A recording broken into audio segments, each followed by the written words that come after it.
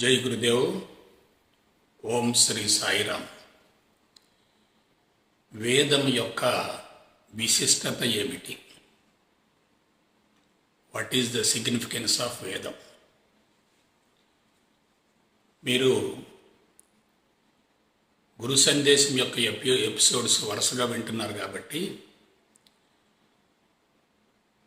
ఆధ్యాత్మికతకు సంబంధించి స్పష్టతను ఏర్పరచుకోండి. నేను అందించే విధానం అంతా శాస్త్రీయ పంథాలో ఉంటుంది కాబట్టి మీకు సందేహాలు కానీ, సంకోచాలు కానీ, అనుమానాలు కానీ నివృత్తి అయ్యే విధంగా సబ్జెక్ట్ అందించబడుతుంది కాబట్టి ఈ అవకాశాన్ని సద్వినియోగపరచుకోండి. ఒక విషయం చెప్తున్నాను, జీవితాన్ని ఎవరికి తాకట్టు పెట్టవద్దు, ఎవరిని మోయవద్దు, ఎవరికి భారం కావద్దు, ఎవరి చేత మోయించుకోవద్దు. నీది నాది మనందరిది ఒంటరి ప్రయాణమే. బొందిలో ఊపిరి ఉన్నంత వరకే నేను, నాది, నాకనే భావన ఉంటుంది. జీవుడు బయటికి వెళ్ళిన తర్వాత అక్కడ ఉండేది కేవలం జడమైన శరీరం మాత్రమే. ఇప్పటి వరకు భారతదేశంలో అమల్లో ఉన్నటువంటి విధానం ఏంటంటే, వేదాలు ఉన్నాయని, అవన్నీ మంత్రాలతో కూడి ఉన్నాయని, వాటిని చదవటం, వల్లె వేయటం, బోధించటం, నేర్చుకోవటం, తర్ఫీదునివ్వటం, అవి ఉపాధి కోసం, యజ్ఞయాగాదుల కోసం ఉపయోగించబడుతూ వస్తున్నాయి. పూజారులు దేవాలయాల్లో పౌరోహిత్యం చేస్తూ ఉంటారు. అవన్నీ ఆ విధంగా పవిత్రమైన కార్యక్రమాలకు ఉపయోగపడుతూ వచ్చాయి. దాన్ని అంతటినీ కర్మకాండ అంటారు. అది కూడా వేదంలో ఒక భాగమే. అయితే మీరు స్పష్టంగా తెలుసుకోవలసినటువంటి నగ్న సత్యం ఏమిటంటే, వేదం ఒక్కటే. ఈ ఒక్క మాట చాలు. వేదం అంటే నేను 5 పాయింట్లు చెప్తాను. వేదం అంటే సత్యం, వేదం అంటే విశ్వం, వేదం అంటే బ్రహ్మం, వేదం అంటే ఆత్మ, వేదం అంటే భగవంతుడు. ఇప్పుడు కొంచెం జాగ్రత్తగా ఆలోచించండి. వేదం ఎప్పుడు మొదలైంది? సృష్టి ప్రారంభమైనప్పుడే వేదం మొదలైంది. వేదం ఎంతవరకు వ్యాపించి ఉంటుంది, విశ్వం ఎంతవరకు వ్యాపించి ఉంటుందో వేదం కూడా అంతేవరకు వ్యాపించి ఉంటుంది కదా. కాబట్టి వేదాన్ని పరిమితం చేయకూడదు. పరిమితం చేస్తే అది వేదం కాదు. భాషకు అందేది ఏదైనా వేదం కానే కాదు. భాషకు అతీతమైందే వేదం అంటే. ఈ విషయాల్లో మీరు స్పష్టతను ఏర్పరచుకోకుండా కఠోర సాధన చేస్తే సత్ఫలితాన్ని పొందకపోగా దుష్ఫలితాన్ని పొందే అవకాశం ఉంటుంది. వేదం బహిర్గతమైన విధానాన్ని గురించి మీకు మరొకసారి స్పష్టతను ఏర్పరుస్తా.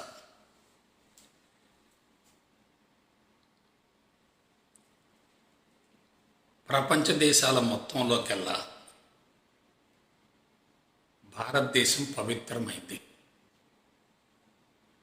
ప్రపంచ దేశాల మొత్తంలోకెల్లా భారతదేశం చాలా పవిత్రమైంది.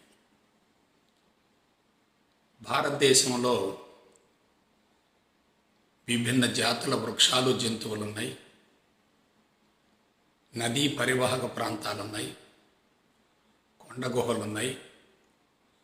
ఉత్తర భారతదేశంలో హిమాలయాలు ఉన్నాయి. ప్రత్యేకించి పవిత్రమైనటువంటి మానస సరోవరం ఉంది. ఇటువంటి పవిత్రమైన నిర్జన, నిర్మానుష్య, ఏకాంత, ప్రశాంత, ప్రకృతిపరమైన స్థావరాలు ప్రపంచంలో ఎక్కడా లేవు, ఏ దేశంలో కూడా లేవు.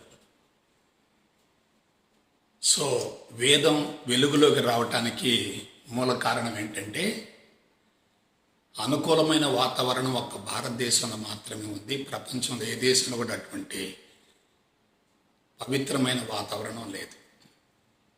ఇది క్లియర్ పాయింట్ తెలుసుకోండి. ఇక రెండవది, ప్రపంచం మొత్తంలో అత్యంత సున్నితమైన, శ్రేష్టమైన, పవిత్రమైన జాతి ఉత్తర భారతదేశంలో ఉంది. వాళ్ళు ఎక్కడి నుంచో వలస వచ్చారని చెప్తున్నారు, కానీ వాళ్ళకి భారతదేశం యొక్క వాతావరణమే వాళ్ళని ఆ విధంగా మార్చింది. వాళ్ళు ఎవరంటే ఆర్యులు. ఆర్యులు అంటే అత్యంత శ్రేష్టమైన సంతతికి చెందినవారు. ఆర్యులు అంటే అత్యంత శ్రేష్టమైన సంతతికి చెందినవారు. సో ఇక నెక్స్ట్ విషయానికి వద్దాం. వాళ్ళు వేదాన్ని ఏ విధంగా బహిర్గతం చేశారు? ఇది అవసరం కొద్దీ వెలుగులోకి వచ్చింది కాదు. అవసరం కొద్దీ వెలుగులోకి వచ్చింది కాదు, ఆకస్మికంగా వచ్చింది. దాన్నే ఉత్పరివర్తనం లేక మ్యుటేషన్ అంటారు. సడన్ ఇవల్యూషన్ జరిగితే దాన్ని ఏమంటారంటే ఉత్పరివర్తనం అంటారు, మ్యుటేషన్ అంటారు. నేను బయాలజీ లెక్చరర్ని కాబట్టి సైన్స్ పరమైన అంశాలని ఆధ్యాత్మికతకు జోడించి అందిస్తున్నాను కాబట్టి నేను ఫలితాన్ని పొందగలిగాను. భవిష్యత్తులో మీరు కూడా ఫలితాన్ని పొందుతారు, అందులో ఎటువంటి అనుమానం లేదు. సో విషయం ఏమిటంటే, ఏదైనా ఒక అవసరం ఉండి అన్వేషణ జరిగి అది వెలుగులోకి వస్తే అది తర్వాత కాలంలో భావితరాలకు ఉపయోగపడుతుంది. అవసరం లేకుండా ఆకస్మికంగా వస్తే అది కొన్ని తరాల వరకు కొనసాగి ఆ తర్వాత కనుమరుగవుతుంది. ఇక్కడ అసలు విషయం ఏంటంటే, అటువంటి పవిత్రమైనటువంటి ఆర్య సంతతి నిర్జన, నిర్మానుష్య, ఏకాంత ప్రదేశాలలో దశాబ్దాల తరబడి సంపూర్ణ మౌనంలో ఉన్నారు. సంపూర్ణ మౌనం. నిశ్శబ్దం వేరు, మౌనం వేరు, సంపూర్ణ మౌనం వేరు. నిర్జన, నిర్మానుష్య, ఏకాంత, పవిత్రమైనటువంటి స్థావరాలను ఎన్నుకొని దశాబ్దాల తరబడి వాళ్ళు మౌనంలో ఉన్నారు. అలా దశాబ్దాల తరబడి వాళ్ళు మౌనంలో ఉన్నప్పుడు ఏమైందంటే, వాళ్ళ గత జీవితపు తాలూకు సంచిత ప్రారంధ కర్మలు మొత్తం సమూలంగా కరిగిపోయాయి. ఏదైనా ఒక సంస్కారం ఏర్పడాలంటే పరిసరాల్లో దానికి సంబంధించినటువంటి సమాచారం ఉండాలి, వాతావరణం ఉండాలి. అటువంటి వాతావరణం లేకపోతే ఈ సంస్కారం కొంతకాలానికి కరిగిపోతుంది. అణిచిపెట్టబడటం వేరు, కరిగిపోవటం వేరు. వాళ్ళు పవిత్రమైన స్థావరాల్లో దశాబ్దాల తరబడి అలా ఉండేసరికి వాళ్ళకి శరీరం పూర్తిగా కరిగిపోయింది. ఇంకొక మాట చెప్తాను, అసలు శరీరమే లేదు అనే భావన కలిగింది. ఇంకొక మాట చెప్తాను, విశ్వమంతా నేను వ్యాపించి ఉన్నాను అనే స్థితికి చేరారు వాళ్ళు. దాన్ని ఏమంటారంటే యూనివర్సల్ బాడీ అంటారు, ఎవ్రీబడీ స్టేట్ అంటారు, విశ్వ శరీరం అంటారు. అటువంటి స్థితిలో వాళ్ళ అంతరంగం నుండి వాణి బయటకు వచ్చింది. వాణి అనుకోండి, వాక్ అనుకోండి, దాన్నే అంతరవాణి అంటారు. ఇక్కడ మరొకసారి స్పష్టంగా చెప్తున్నాను, మనం భౌతిక దృష్టితోటి, ఇంద్రియ దృష్టితోటి ప్రపంచాన్ని చూస్తున్నప్పుడు రంగులు, రూపాలు, ఆకారాలు, స్థితులు, మార్పులు, చేర్పులు, పరిణామాలు కనపడుతూ ఉంటాయి. అందుకని మనం వాటి పట్ల ఆకర్షింపబడతాం. ఆకర్షింపబడ్డ తర్వాత ఆ సమాచారం మన మేధస్సులో, నిక్షిప్తం అవుతుంది. అది తర్వాత పదే పదే గుర్తుకు వచ్చి సూక్ష్మ రూపంలో ఆ మార్పులు మనకు కనిపిస్తూ ఉంటాయి. దాన్ని సూక్ష్మ దృష్టి అంటారు. మొట్టమొదటిది ఏమిటి? భౌతిక దృష్టి, ఇంద్రియ దృష్టి. రెండవది ఏమిటి? సూక్ష్మ దృష్టి. ఈ సూక్ష్మ దృష్టిని కూడా దాటి వెళ్ళగలిగితే అది ఎట్లా సాధ్యమవుతుంది? అంతరంగం పూర్తిగా ఖాళీ అయిపోవాలి. అంతరంగంలో గత జన్మల తాలూకు సంస్కారాలు మొత్తం సమూలంగా కరిగిపోయిన తర్వాత ఇక శరీరమే లేదు అనే భావన కలిగిన తర్వాత నేను విశ్వం మొత్తం వ్యాపించి ఉన్నాను అనేటటువంటి విషయం అనుభవంలోకి వచ్చిన తర్వాత ఆ వ్యక్తికి ఒక దృష్టి వస్తుంది. ఆ దృష్టినే ఆత్మదృష్టి అంటారు. ఇప్పుడు మీకు క్లియర్గా చెప్తున్నాను. ఆత్మదృష్టి నుండి వాళ్ళు కనిపించే ప్రపంచాన్ని నడిపించే పరమాత్మను ఉన్నదానిని ఉన్నట్లుగా పెంచకుండా, తగ్గించకుండా, వక్రీకరించకుండా, మార్చకుండా మానవుడి యొక్క స్వర వ్యవస్థకు అనుగుణంగా రూపొందించబడ్డటువంటి పవిత్రమైనటువంటి సంస్కృత భాషలో మంత్రాల శ్లోకాల రూపంలో అనర్గళంగా, యాదృచ్ఛికంగా, సునాయాసంగా అలా వర్ణిస్తూ వచ్చారు.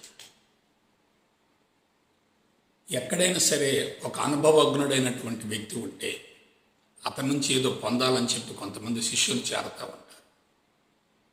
ఆ విధంగా అనుభవజ్ఞులైనటువంటి ఋషుల యొక్క అంతర్వాణి నుండి ఈ మంత్రాలు, శ్లోకాలు వెల్లడవుతూ వచ్చాయి. ఎదురుగా ఉన్నటువంటి శిష్యులు ఏం చేశారంటే వాటిని నేర్చుకోవటం ప్రారంభించారు. దాన్ని ఏమంటారంటే డైరెక్ట్ పర్సెప్షన్ అంటారు.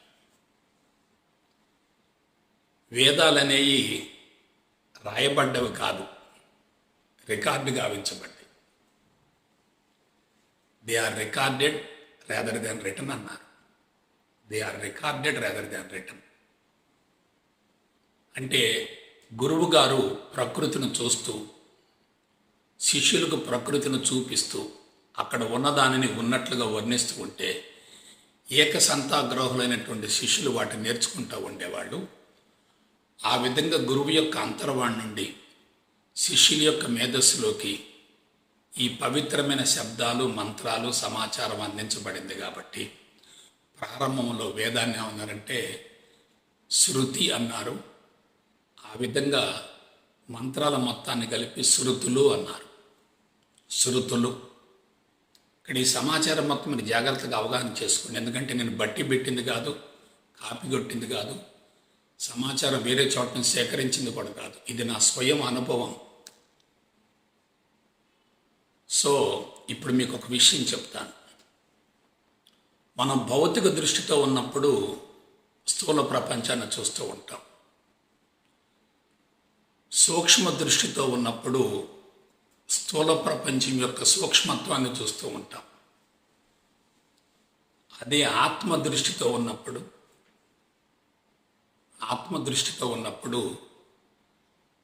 స్థూల జగత్తు మొత్తాన్ని మనం దర్శించగలుగుతాం. దానిలో ఉన్నటువంటి ప్రకృతి సూత్రాలు, ఒక వస్తువు యొక్క వాసన, రుచి, ఆకారం, స్పర్శ, శబ్దం, స్వభావం, ధర్మం, మార్పులు, చేర్పులు మొత్తం వస్తూ ఉంటాయి. అంటే మనం ఎక్కడున్నాం? ఆత్మస్థితిలో ఉన్నాం. ఇక్కడ మీకు ఒక విషయం చెప్తాను. భౌతిక దృష్టి కొన్ని కిలోమీటర్ల వరకే అందుతుంది. భౌతిక దృష్టి కొన్ని కిలోమీటర్ల వరకే అందుతుంది. మ్యాక్సిమం 5 కిలోమీటర్లు, 6 కిలోమీటర్లు. సూక్ష్మ దృష్టి మాత్రం మన సొంత ప్రపంచం ఎంతవరకు వ్యాపించి ఉంటుందో అంతవరకు అందుతుంది. మన చుట్టూ ఒక సొంత ప్రపంచం ఉంటుంది. ప్రతి ఒక్కళ్ళు ఒక సొంత ప్రపంచం ఉంటుంది. ఓన్ వరల్డ్ అంటారు.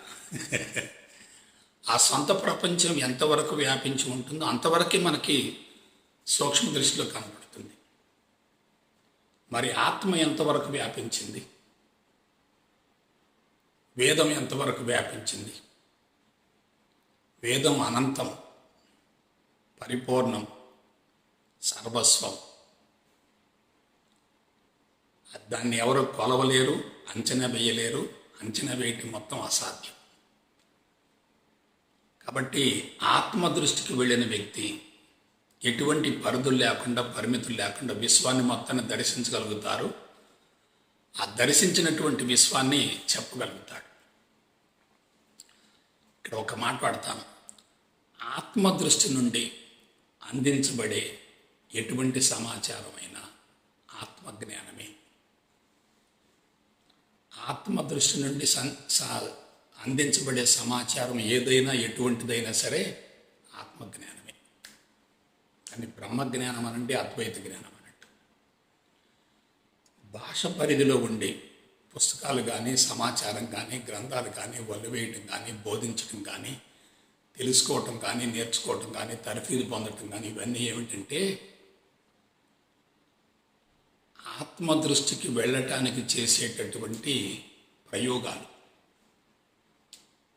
సమాచారం ఏదైనా, ఎటువంటిదైనా పరిమితం. కానీ ఆత్మదృష్టికి సంబంధించినటువంటి అనుభవం మాత్రం అనంతం. అనుభవానికి మాటలతో పని లేదు. అటువంటి ఆత్మదృష్టికి వెళ్ళటానికి ఈ గ్రంథం ఉపయోగపడింది. ఏమిటి ఆ గ్రంథం అంటే? వేదం. అలా ఉపయోగపడే విధంగా ఎవరు చేశారు? వేదవ్యాస మహర్షి చేశాడు. ఎందుకు చేశాడు? అనుభవించేవాళ్ళు తగ్గిపోతున్నారు, నేర్చుకునేవాళ్ళు పెరిగిపోతున్నారు. స్వచ్ఛమైన జ్ఞానం మొత్తం రూపాంతరం చెందుతుంది. స్వచ్ఛమైన జ్ఞానం మొత్తం మాడిఫై అవుతుంది, రూపాంతరం చెందుతుంది. ఆయనకి గతం తెలుసు, వర్తమానం తెలుసు, భవిష్యత్తు తెలుసు. కాబట్టి ఒక పురాణం రాశాడు. అదేంటంటే భవిష్య పురాణం. భవిష్యత్తులో మానవ జాతి అనేక ఘోర విపత్తులు ఎదుర్కోబోతున్నారు. కాబట్టి వాళ్ళకి ఇటువంటి వేద విజ్ఞానం తప్పనిసరిగా అవసరం అనేటటువంటి భావంతో వేరువేరు కాలాలలో, వేరువేరు ప్రాంతాలలో, వేరువేరు వ్యక్తుల నుంచి వెల్లడించబడ్డటువంటి మంత్రాల, శ్లోకాల మొత్తాన్ని క్రోడీకరించి, సంకలనం చేసి, కంపోజ్ చేసి, ఒక పెద్ద గ్రంథంగా చేసి, అది ఆ విధంగా అందించేటట్లయితే కలియుగ మానవులు అందుకోలేరు అనేటటువంటి భావంతో దాన్ని విభజించి, విడగొట్టి 4 భాగాలు చేశారు. అందుకే ఆయనకి వేదవ్యాసుడు అని పేరు వచ్చింది. ఇప్పుడు ఒక కీలకమైన విషయం చెప్తాను. అదేమిటంటే, ఇప్పుడు కరోనా మహమ్మారి వచ్చింది.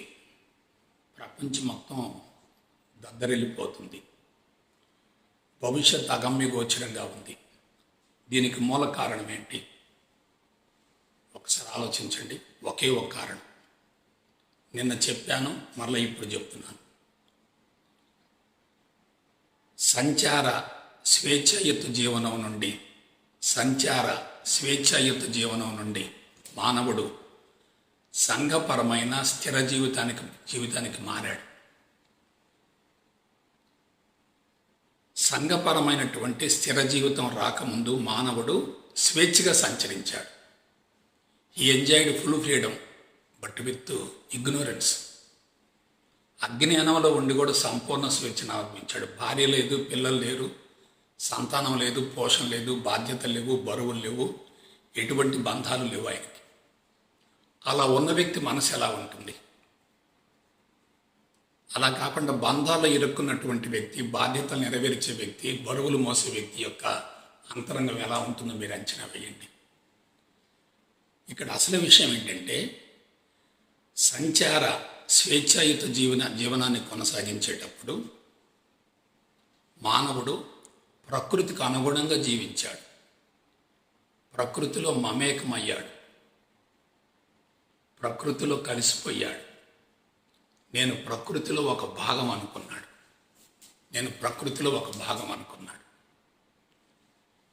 ఎప్పుడైతే స్థిర జీవితానికి వచ్చాడో, సంఘ జీవితానికి వచ్చాడో, సామూహిక జీవితానికి వచ్చాడో, అతను ప్రకృతి నుండి వేరైపోయాడు. ప్రకృతి నుండి వేరైనటువంటి వ్యక్తి సొంత ఆస్తులు సమకూర్చుకొని, యాజమాన్య తత్వాన్ని పెంచుకొని, కుటుంబ పోషణలో నిమగ్నమై, బంధాలు, బరువులు, బాధ్యతలు పెంచుకొని మనిషి బలహీనపడుతున్నాడు, డిగ్రేడ్ అవుతున్నాడు. అలా బలహీనపడేటటువంటి మనిషికి మరలా స్వేచ్ఛను అందించాలి. అలా బలహీనపడేటటువంటి మనిషికి మరలా స్వేచ్ఛను అందించాలి. ఆ స్వేచ్ఛ ఎలా వస్తుంది? భౌతికపరమైన స్వేచ్ఛ కాదు, ఈ స్వేచ్ఛ రావాలి. అంటే ఏమిటి? కనిపించే ప్రకృతిని మొత్తాన్ని భగవంతుడిగా భావించగలిగే స్థాయికి ఎదిగేటట్లయితే, కనిపించే ప్రకృతిని మొత్తాన్ని భగవంతుడిగా భావించే స్థాయికి ఎదిగేటట్లయితే అప్పుడు ప్రకృతిని పూజిస్తాడు, ప్రేమిస్తాడు, ఆరాధిస్తాడు, కన్న తల్లిగా భావిస్తాడు. ఇప్పుడు చూడండి, కరోనా మహమ్మారి కానీ ప్రపంచవ్యాప్తంగా సంభవించేటటువంటి అనేక రకాల దుష్పరిణామాలకు మూల కారణం ఏంటంటే మానవుడు ప్రకృతి వనరులను విచ్చలవిడిగా వాడుకుంటున్నాడు.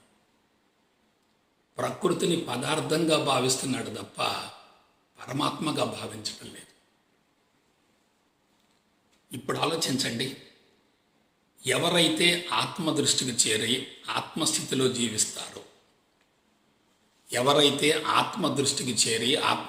జీవిస్తారో, వాళ్ళకు కనపడేది మొత్తం ఎలా ఉంటుంది? భగవంతుని మయంగా ఉంటుంది.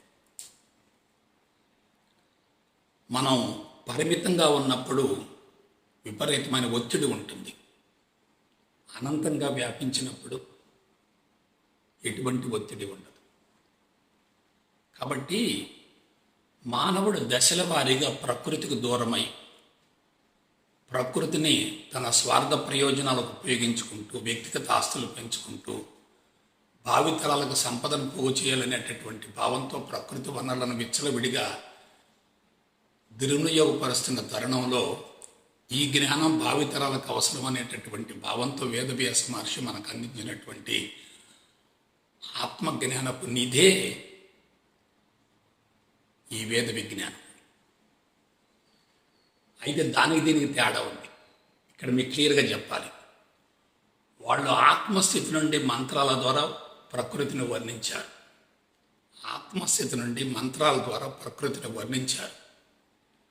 ఇక్కడ మనం ఏం చేయాలి? ఆత్మస్థితికి వెళ్ళటం కోసం ఈ మంత్రాలు, శ్లోకాలను ఉపయోగించుకోవాలి. అదేమిటి? పైనుంచి కిందికి రావటం, ఇదేమిటి కింద నుండి పైకి వెళ్ళటం. ఈ వేద విజ్ఞానాన్ని కనుక శాస్త్రీయ పందాలు అవగాహన చేసుకొని లోతుగా అధ్యయనం చేసి విశ్లేషించుకోగలిగితే మనకి కొన్ని ప్రశ్నలకు సమాధానాలు వస్తాయి. అదేమిటి? నేను ఎవరు? ఎక్కడి నుండి వచ్చాను? ఈ చరాచర జగత్తు ఎక్కడి నుంచి వచ్చింది? మరలా ఎందులో లయమైపోతుంది? ఈ మానవ జీవితానికి అర్థం ఏమిటి, పరమార్థం ఏమిటి? ఇటువంటి విషయాల మొత్తాన్ని గురించినటువంటి అవగాహన కలుగుతుంది మనకి. ఇప్పుడు చెప్పండి, నేను విశ్వం మొత్తం వ్యాపించి ఉన్నాను, ప్రకృతి అంతటా వ్యాపించి ఉన్నాను అనే భావన ఎవరికైతే ఉంటుందో వాళ్ళు వ్యక్తిగత ఆస్తుల కోసం, యాజమాన్య తత్వం కోసం, వనరులను సేకరించుకోవటం కోసం, వాటిని మార్చడం కోసం ఎటువంటి ప్రయత్నం చేయరు. వాళ్ళకి సర్వం భగవంతుని మయంగా గోచరిస్తుంది. మీకు ఒక్క మాట చెప్తాను, ఎవరికైతే సర్వం భగవంతుని మయంగా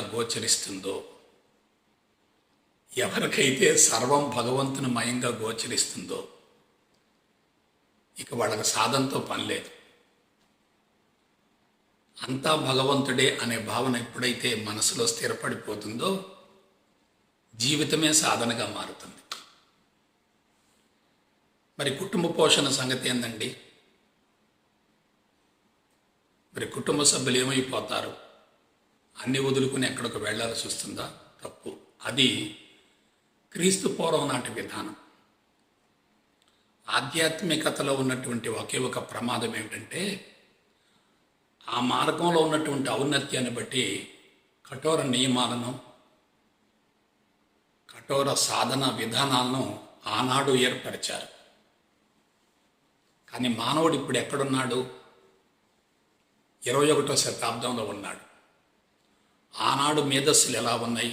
ముడి రూపంలో ఉన్నాయి. ఈనాడు మేధస్సులు ఎలా ఉన్నాయి? సూక్ష్మ రూపంలో ఉన్నాయి. సూక్ష్మ రూపంలో ఉన్నటువంటి మేధస్సులపై బలవంత ప్రయోగాలు చేయకూడదు.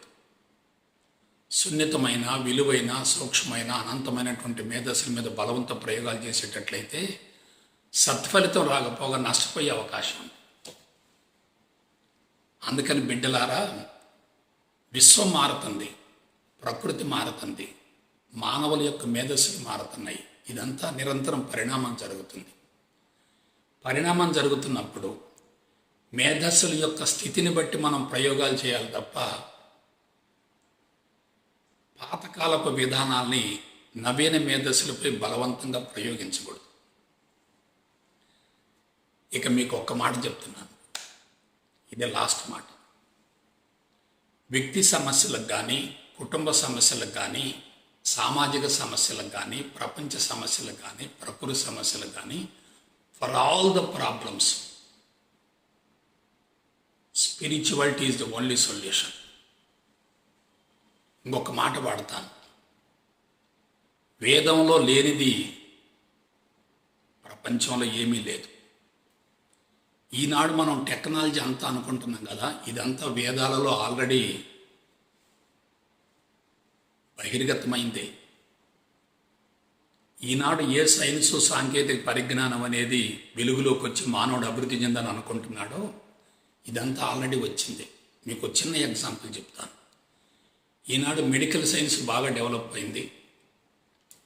లక్షల కోట్ల రూపాయలు పెట్టి పరిశోధనలు జరుగుతున్నాయి. వ్యాధులకు మందులు కనిపెడుతున్నారు, నివారణ చర్యలు చేపడుతున్నారు. ఇది మంచి పరిణామమే. కానీ క్రీస్తుకు పూర్వమే ఈ బాడీ మొత్తాన్ని గురించి ధన్వంతరి, సుశ్రుతుడు, చరకుడు అనంతమైన సమాచారం ఇచ్చారు. ఈనాడు హాస్పిటల్స్లో జరిగేటటువంటి ఆపరేషన్స్ మొత్తం క్రీస్తు పూర్వమే జరిగింది. ఆ విధంగా మనిషి పుట్టుక నుండి మరణం వరకు జీవనశైలి ఎలా ఉండాలి అనే దాని గురించి శాస్త్రయుక్తంగా అందించినటువంటి పవిత్రమైనటువంటి గ్రంథాలే ఆ వేదాలు.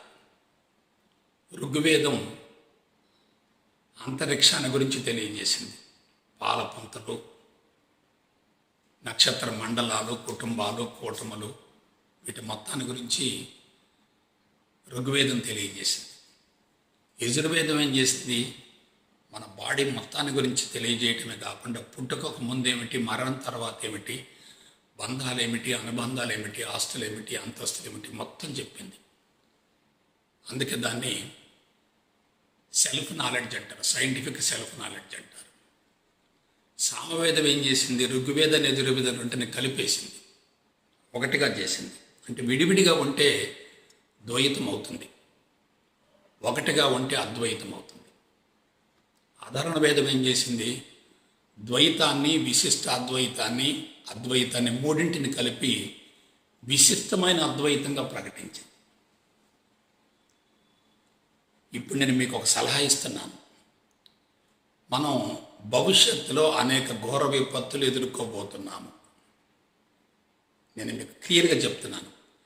వినకూడని వార్తలు వింటాం, చూడకూడనటువంటి దృశ్యాలు చూస్తాం. మన కళ్ళ ముందే అతి భయంకరమైనటువంటి ప్రకృతి వైపరీత్యాలు జరుగుతాయి. వందల వేల లక్షల సంఖ్యలో ప్రాణ నష్టం జరుగుతుంది. లక్షల కోట్ల రూపాయల ఆస్తులు మొత్తం కూడా ప్రకృతి వైపరీత్యాలకి భస్మీపట్నం అయిపోతాయి, గందరగోళం అయిపోతాయి. జరిగిపోయిన కాలమే బాగుందనిపిస్తుంది, జరగబోయే కాలం ఇంకా భయంకరంగా ఉంటుంది. దానికి మూల కారణం చెప్తాను. ప్రభుత్వాలు కానీ, పాలకులు కానీ భౌతికపరమైన అభివృద్ధి ద్వారా మనిషిని సమస్యల సుడిగుండం నుంచి విడుదల గావించాలనే భావంతో, ప్రణాళికలతోటి, పథకాలతోటి లక్షల కోట్ల రూపాయలు ఖర్చు పెట్టి డెవలప్మెంట్ చేస్తున్నారు. కానీ మీరు నేను తెలుసుకోవలసిన నగ్న సత్యం ఏంటంటే, ఈ డెవలప్మెంట్ మొత్తం కూడా ప్రకృతి వనరులతో ముడిపడి ఉంది. అది వినాశనంలో ఒక భాగమే. ఏ దేశంలోనైతే డెవలప్మెంట్ ఎక్కువ జరుగుతుందో ఆ దేశంలో వినాశనం ఎక్కువ జరిగినట్లే. గత 40-50 సంవత్సరాలుగా వినాశనం వేగంగా జరిగింది. రాబోయే కొన్ని దశాబ్దాలు ఈ వినాశనం ఇంకా వేగంగా జరుగుతుంది. అటువంటి తరుణంలో ముందు మనం ఏం చేయాలి? మనల్ని మనం సేవ్ చేసుకోవాలి. మనం ఆ సంఖ్యల నుండి బయటపడాలి, బంధాల నుంచి బయటపడాలి, ఆరోగ్యంగా ఉండాలి, సుదీర్ఘాయువుతో జీవించాలి, మానసిక ప్రశాంతత ఉండాలి, ఆనందం ఉండాలి. కాబట్టి ఈ 4 సంక్రమించి సునాయాస మరణాన్ని పొంది జీవిత పరమార్థం నెరవేర్చుకోవాలంటే వేద విజ్ఞానం అనేది తప్పనిసరి. అది కూడా ఎలా ఉండాలి? నవీన మానవుని మేధస్సుని ఆకట్టుకునే విధంగా సశాస్త్రీయ పందాలో ఉండాలి. నేను జీవశాస్త్రాన్ని, జన్యుశాస్త్రాన్ని, పరిణామ శాస్త్రాన్ని, శరీర ధర్మశాస్త్రాన్ని గురించి నాకు అవగాహన ఉంది కాబట్టి అటు వేదాంతాన్ని ఇటు సైన్స్ రెంటిని సమన్వయం చేసి అందిస్తున్నాను కాబట్టి మీకు తప్పనిసరిగా అవగాహన కలుగుతుంది, అనుభవంలోకి వస్తుంది. నేను చేసేది ఒక సుదీర్ఘమైనటువంటి యజ్ఞం. కబుర్ల కోసం, కాలక్షేపం కోసం మీ ముందుకు రావటం లేదు. నేను చేసినటువంటి ఆ తపస్సు ఫలితాన్ని మీకు అందించబోతున్నాను. కాబట్టి మీరు వేదాన్ని గురించి స్పష్టతను ఏర్పరచుకొని మీ జీవితానికి అన్వయించుకొని మిమ్మల్ని మీరు సంస్కరించుకొని సమాజ ఉద్ధరణలో మీ వంతు కృషి చేస్తారని చెప్పి మనసా వాచ కర్మణ కోరుకుంటూ సెలవు తీసుకుంటాను. జై గురుదేవ్, జై గురుదేవ్, జై గురుదేవ్.